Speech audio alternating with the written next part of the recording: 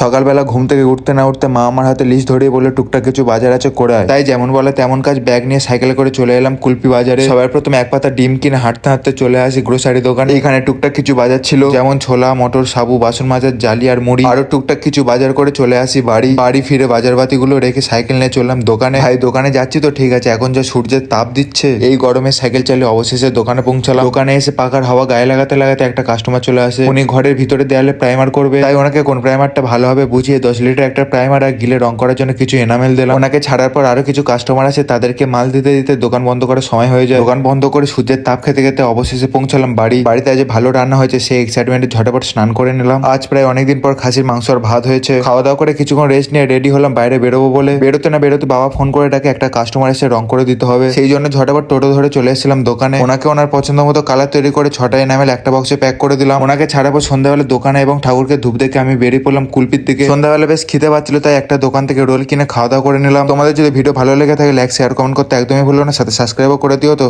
C you.